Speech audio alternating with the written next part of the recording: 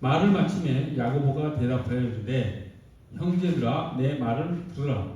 하나님이 처음으로 이방인 중에서 자기 이름을 위할 백성을 취하시려고 그들을 돌보신 것을 시므온이 말하였으니 선지자들의 말씀이 이와 일치하도다. 기록된 바 이후에 내가 돌아와서 다윗의 무너진 장막을 다시 지으며 또 그 허물어진 것을 다시 지어 일으키리니 이는 그 남은 사람들과 내 이름으로 일컬음을 받는 모든 이방인들로 주를 찾게 하려 함이라 하셨으니 즉 예로부터 이것을 알게 하시는 주의 말씀이라 함과 같으니라. 그러므로 내 의견에는 이방인 중에서 하나님께로 돌아오는 자들을 괴롭게 하지 말고 다만 우상의 더러운 것과 음행과 목매어 죽인 것과 피를 멀리하라고 편지하는 것이 옳으니 이는 예로부터 각 성에서 모세를 전하는 자가 있어 안식일마다 회당에서 그 글을 읽으리라 하더라. 아멘. 오늘 본문 말씀은 우리가 익히 알다시피 예루살렘 회의의 결론에 해당하지요. 근데 이 예루살렘 회의의 의장이라고 할까요? 이 예루살렘 회의의 주제자로서 마지막 결론을 지금 누가 내고 있냐면 야고보가 내고 있지요. 거기 보니 13절에 보니 야고보가 대답하여 이르되 이렇게 하면서 야고보가 예루살렘 회의의 아주 중요한 결정이었죠. 그 예루살렘 회의의 결론을 지금 야고보가 내리고 있는 것을 우리가 본문을 통해서 확인할 수 있습니다. 근데 이 야고보가 누구냐? 라고 하는 것에는 정답은 없죠. 이제 성경에는 야고보가 3명이 나오죠. 신약만 얘기를 해서 첫 번째 야고보는 가장 우리가 잘 알고 있는 야고보는 예수님의 12제자 중 사도 요한의 형 우레의 아들이라는 별명을 가졌던 야고보, 그 야고보가 있습니다. 그리고 또 공교롭게도 예수님의 12제자 중에는 알페오의 아들 야고보가 또 있었지요. 그러니까 예수님의 12제자 중에 야고보라는 이름이 2명이나 있었습니다. 그리고 또 야고보는 성경에 예수님의 동생으로서의 야고보가 나옵니다. 그래서 이 3명 중에서 누가 예루살렘 회의의 의장이었는가, 그리고 실질적으로 예루살렘 교회를 이끌어가는 그런 지도자였는가 라고 하는 것을 우리가 알기는 어렵습니다. 그 3명 중에 누구였는지. 하지만 가장 유력하게 추론하기는 예수님의 동생 야고보가 예루살렘 교회의 수장이었고 예루살렘 회의도 주재하였다라고 이야기를 합니다. 이 사도 요한의 형이었던 야고보가 가장 유명하죠. 예수님과 아주 많은 관계를 맺었고 또 예수님이 총애하는 그런 제자이기도 하지 않았습니까? 그 야고보는 예수님께서 특별히 12제자 중에서도 따로 이렇게 뽑아서 따로 이렇게 데리고 다니실 정도로 되게 총애를 받는 그런 제자들 중에 한 명이었습니다. 그 예수님의 그 사도 요한의 형이었던 야고보는. 그래서 변화산에 올라가셔서 예수님께서 엘리야와 모세와 대화를 나누시고 그 몸과 옷이 이렇게 인간이 상상할 수 없을 그런 광채, 희게 변했던 그 변화산에 데려간 세 제자도 누구였습니까? 베드로와 요한과 그리고 야고보였죠. 그리고 야이로의 딸을 소생시키실 때 다시 살리실 때도 이 세 제자를 데리고 왔었죠. 또 예수님께서 겟세마네 동산에서 기도하실 때도 따로 이 세 제자를 불러서 함께 기도했던 그런 제자 중에 한 명이 이제 사도 요한의 형이었던 야고보였죠. 하지만 그 야고보가 헤롯 아그리빠에 의해서 초창기에, 그러니까 초대교회 초창기에 참수를 당합니다. 목이 잘리는 순교를 하지요. 그래서 유력한 한 명의 저자는 탈락.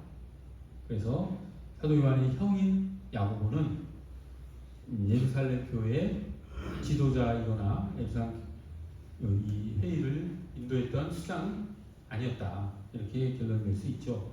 그리고 알페의 아들 야고보냐 아니면은 예수님의 동생 야고보냐 라고 하는 것은 아직도 다툼이 있습니다. 그게 말이 맞는지는 확신하지는 않습니다.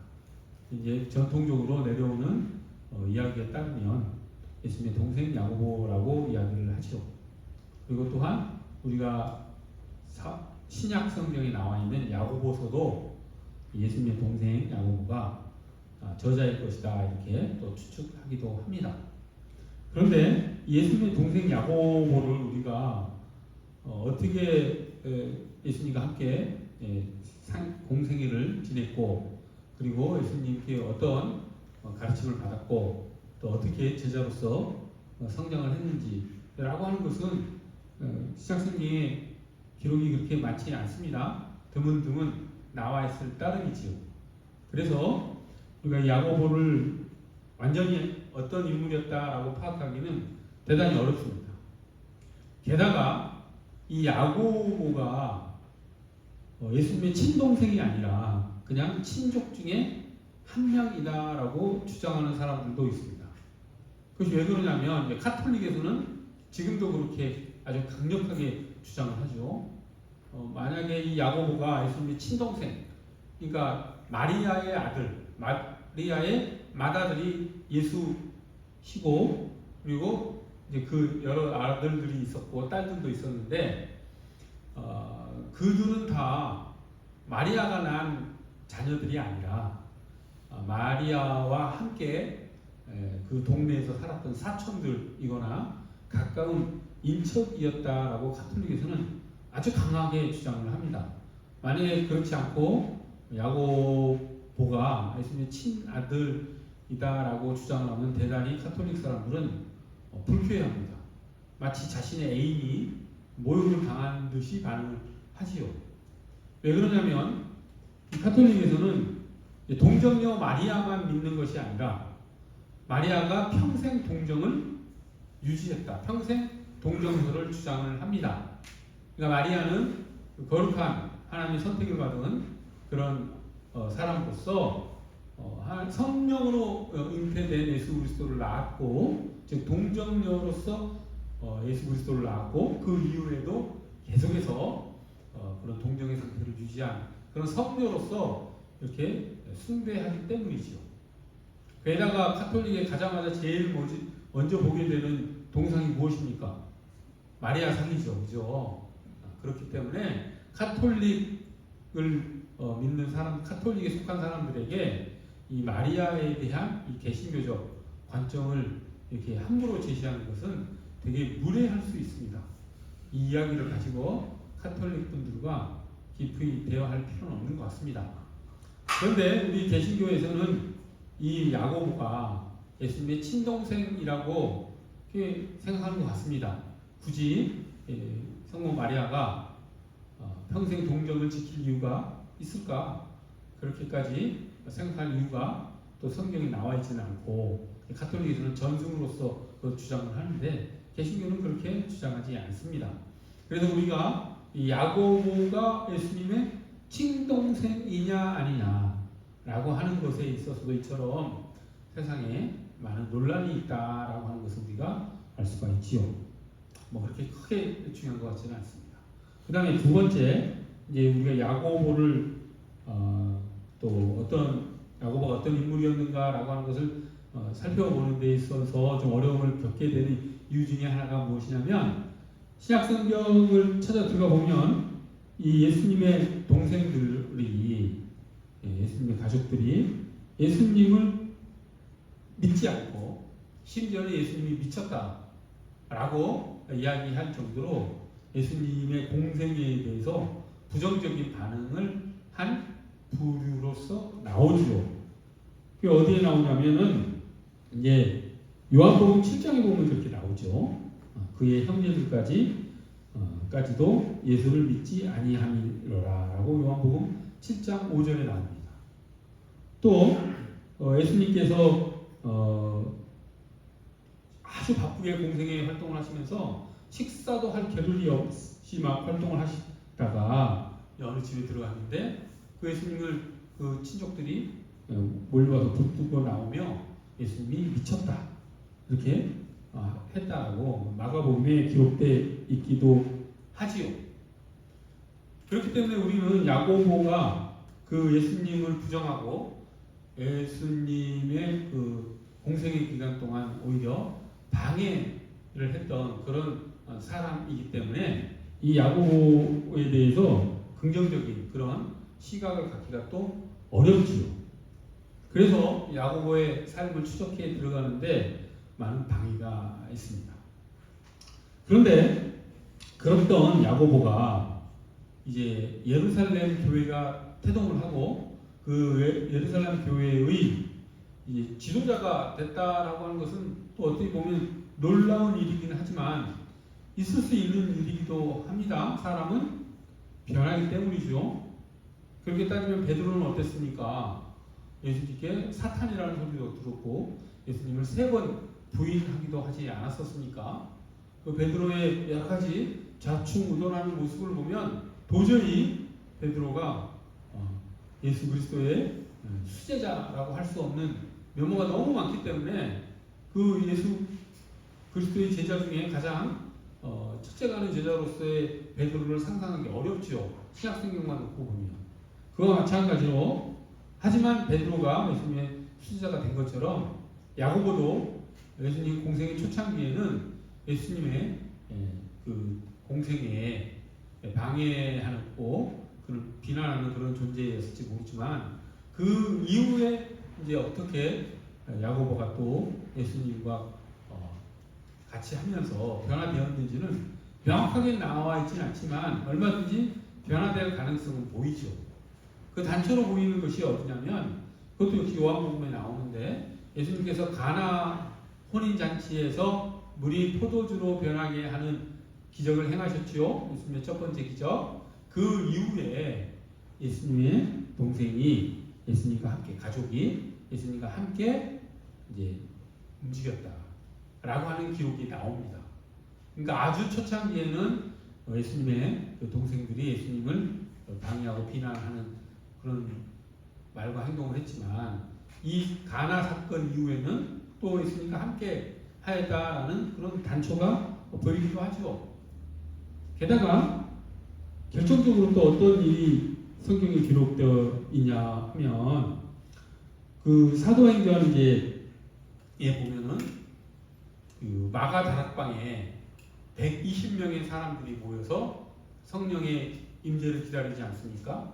그리고 그들에게 성령이 임재하는 사건이 일어나죠. 성령 강림 사건이 일어나죠. 그때 그 다락방에 있었던 그 사람들 중에 예수님의 어머니 마리아와 그리고 동생들, 여동생까지 같이 있었다라고 하는 기록이 있지요.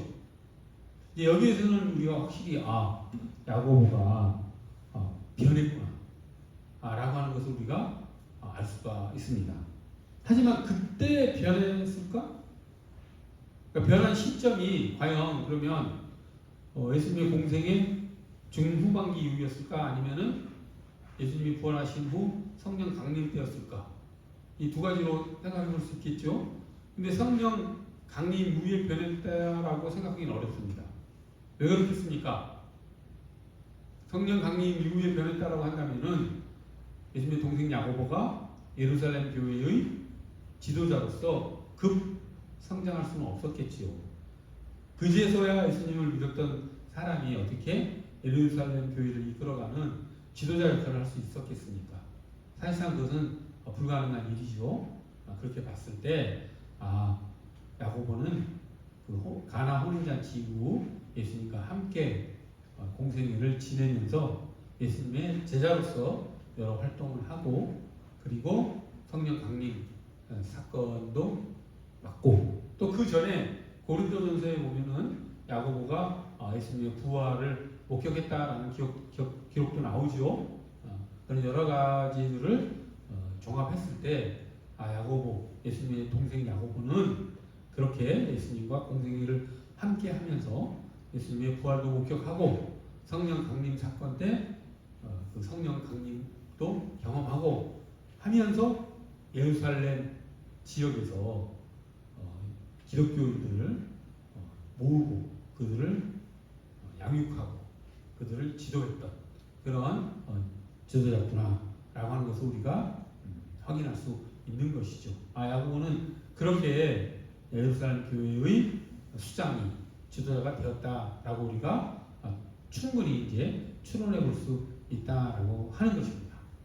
자, 이렇게 이제 우리 좀 성경을 하나하나 살펴보면서 야고보가 어떻게 예루살렘 교회의 지도자가 수장이 되었는지 살펴봤습니다. 이제 그 예루살렘 교회에서 가장 중요한 결정, 오늘 본문에 나오는 결정이 또 이루어지는 과정을 오늘 살펴보기를 원합니다. 지금 예루살렘 교회 이 회의에서 결정한 내용이 무엇이냐면 아주 간단합니다. 어떤 결정이었냐면 이제 그리스도인들은 크게 보면 그 당시 두 종류의 그리스도인들이 있었죠. 첫 번째는 유대인이면서 유대교를 믿다가 그리스도교로 기독교로 개종한 사람들, 즉 유대인 기독교인이라고 할 수 있겠죠. 하는 부류의 사람들이 하나, 또 한 부류는 유대인이 아니면서 기독교인 사람, 이렇게 두 부류의 사람으로 나눠볼 수 있습니다. 우리가 잘 알다시피 사도행전은 이 두 부류의 사람들이 복음을 듣고 믿고 예수 그리스도의 증인으로서 살아가는 삶을 기록하고 있지요. 그래서 유대인 그리스도인들에게 주로 복음을 전했던 베드로 사도가 사도행전의 초반부에 등장을 하고, 그리고 이방인이지만 예수 그리스도를 믿었던 이방인 그리스도에게 복음을 전했던 사도 바울의 그 공생의 생애가 후반부에 기록되어 있지요. 그래서 유대인과 그리고 이방인 그리스도인 모두에게 복음이 전해지는 역사를 기록한 것이 사도행전입니다. 그리고 그 사도행전의 역사는 오늘날까지도 계속되고 있는 것이지요. 그것을 우리가 하나님의 계획 가운데 있었던 확실한 것이라고 하는 것을 우리가 또 어떻게 알 수가 있습니까? 그 사도행전 1장에 보면 그 아주 유명한 이야기가 나오죠. 오직 너희가 너희에게 성령이 임하면 너희가 온 유대와 사마리아와 땅끝까지 이르러 내 증인이 되리라. 이런 하나님의 예수님의 말씀이 나오지 않습니까? 하나님의 계획이죠. 그런데 너희에게 성령이 임하면 너희가 온 유대와 사마리아와 땅끝까지 이르러 내 증인이 되리라 라고 하는 그 순서를 보십시오. 사도행전의 순서하고 딱 맞지요. 온 유대, 예루살렘 그 주변처, 그 사마리아, 그리고 땅끝, 유럽 전역 이렇게 복음이 전해지지 않습니까? 사도행전을 보면 그 순서대로 하나하나 사도행전이 기록되고 실제로 복음이 그렇게 전해지는 것을 알 수가 있습니다. 하나님의 계획이 그렇게 진행되었다는 뜻이지요. 자, 그 과정 속에서 꼭 필요했던 그 회의가 무엇이었냐면 오늘 예루살렘 회의였던 것입니다.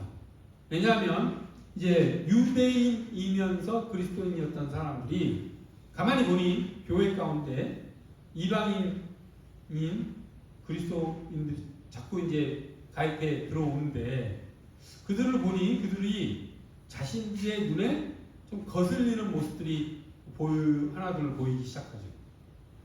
인간이란 그런 존재이지 않습니까? 텃세의식 같은 것이 있죠. 나와 다른 어떤 다른 특성을 가진 사람들을 이제 배척하고 그들을 미워하는 그런 아주 나쁜 마음들이 누구에게나 다 있죠. 기독교인이라 할지라도 그런 것들을 이제 이겨내야 되는 상황이지만 그런 본성을 가지고 있는 것은 사실입니다. 그렇기 때문에 이 유대인 그리스도인들이 보기에 이방인 그리스도인들이 할례하는 것, 시택이 거슬렸던 것이죠. 그리고 자기들은 유대교에서 지키라고 하는 음식법, 뭘 먹고 뭘 먹지 말라 이런 게 있죠. 정결법, 뭐 밥을 먹기 전에 식사하기 전에 손을 씻고 하는 뭐 이런 뭐 여러 가지 정결법들도 있죠. 그런 여러 가지 율법적 사항들을 이 이방인들이 알지도 못하고 그걸 지키지도 않는 모습을 보면서 저 사람들이 기독교인이 되는 것은 좀 마땅치 않다. 저들도 할례를 하게 하고 저들도 유대 율법의 어떤 정결법이라든지 이런 것들을 좀 지키게 해야 되지 않느냐라고 하는 여론이 되게 높았었죠. 그래서 실제로 그렇게 행하게 하기도 했었습니다. 그 사도 바울은 그 유대인들의 요구를 맞춰주기 위해서 누굽니까? 자기 가장 사랑하는 제자 디모데이죠. 디모데에게 할례를 시키기도 했었죠. 근데 어쨌든 그런 여론이 있었는데 그것을 해결하지 않고는 더 이상 그 예수님의 하나님의 그 복음 전파 계획이 진행되기가 어려울 지경까지 이르지요.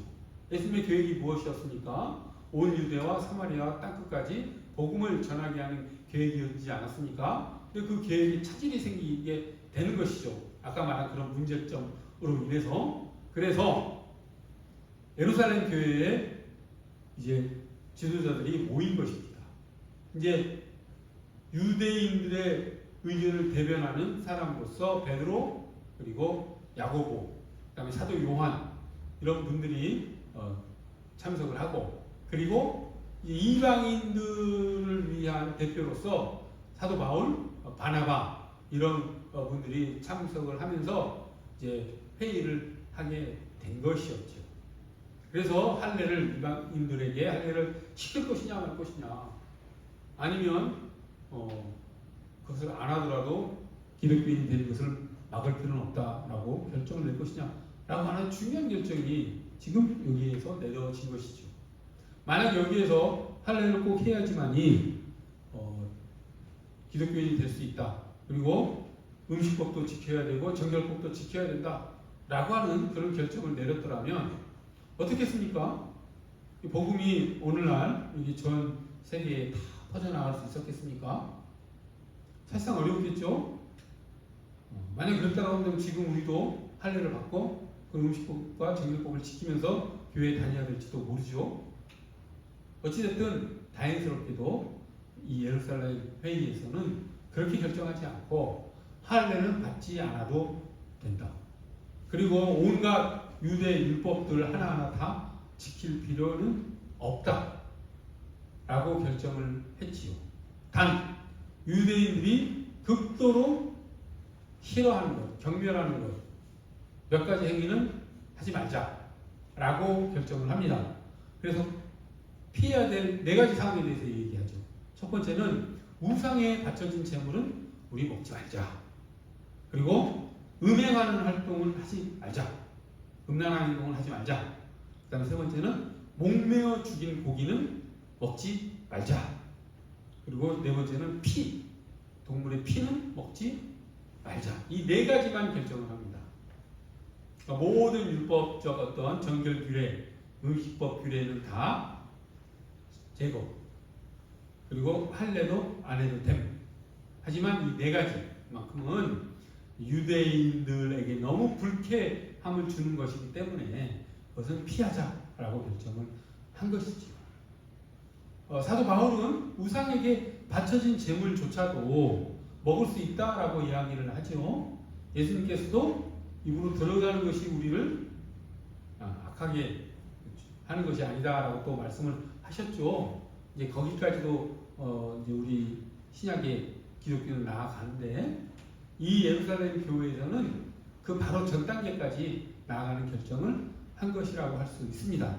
자, 오해가 있어서 말씀드리지만 사도 바울이 우상에 바쳐진 고기를 먹어도 되는 것을 장려한 것은 아닙니다. 그렇게 먹어도 상관은 없지만 우상에게 바쳐진 고기를 또 먹는 것을 보고 시험 드는 사람이 있다면 먹지 말자 이런 묘지에 주장을 했었던 것이죠. 자, 어찌됐든 예루살렘 회의에 의해서 그런 결정이 내려지고 나서 이방인들도 좀 더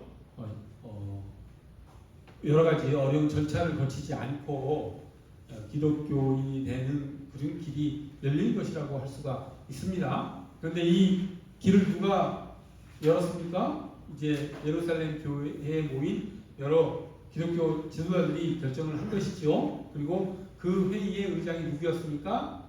야고보, 예수님의 동생 야고보였던 것이죠. 그런데 이 야고보는 가만히 보면 대단히 그 한쪽의 의견만을 듣지 않고 양쪽 의견을 잘 듣고, 그리고 그것이 기독교 원칙을 훼손하는 것이 아니라고 한다면 그것을 융통성 있게 이렇게 적용할 줄 아는 그런 지도자였다라고 하는 것을 우리가 본문에서 확인해 볼 수 있는 것이죠. 이 동생 야고보가 이끌었던 그 예루살렘 교회에는 유대인 그리스도인들이 거의 대부분이었고, 게다가 그 유대인 그리스도인들 중에서도 바리사파에 속한 사람들도 다수 있었다라고 하는 것을 우리가 확인해 볼 수 있습니다. 사도행전을 보면 확인해 볼 수 있죠. 그러니 이 예수님의 동생 야고보가 그 예루살렘 교회를 지도하면서 그 아주 강력한 율법주의자들이었던 바리새인들까지 포용할 수 있을 정도 대단히 마음이 열려 있는 사람이었다라고 하는 것이죠.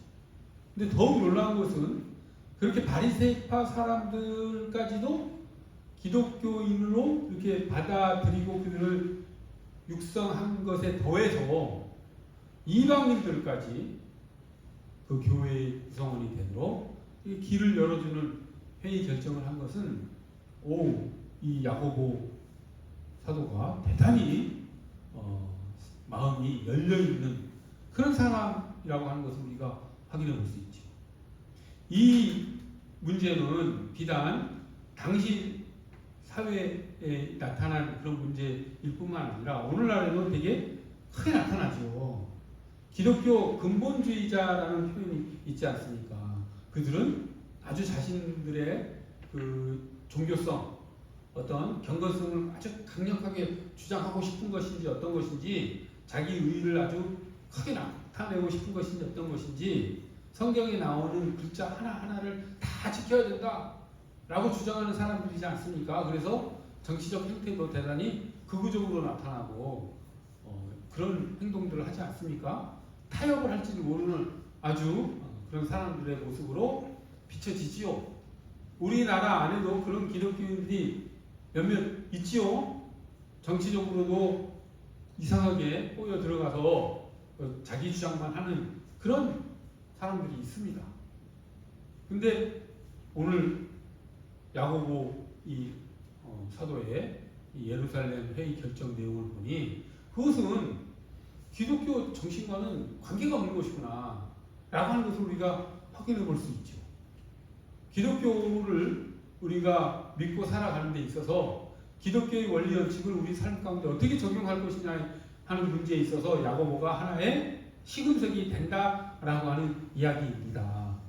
우리가 기독교의 원리를 우리 삶 가운데 적용하는 데 있어서 절대로 포기하지 말아야 될 것은 몇 개 있습니다.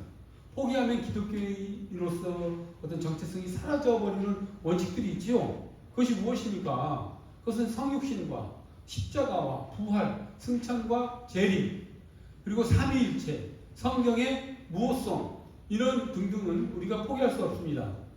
이것을 부정하면 우리 기독교인이 아닙니다.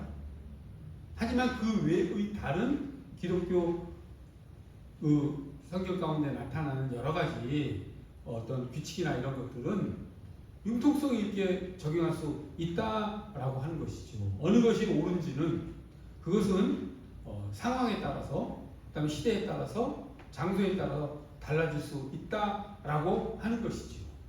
기독교가 그렇게 꽉 막힌 성경 근본주의자들이 주장하는 것처럼 그렇게 꽉 막힌 종교가 아니라고 하는 것입니다. 오늘 사도 야고보의 예수님의 동생 야고보가 내린 예루살렘 회의 결정을 보면 우리가 알 수가 있지 않습니까?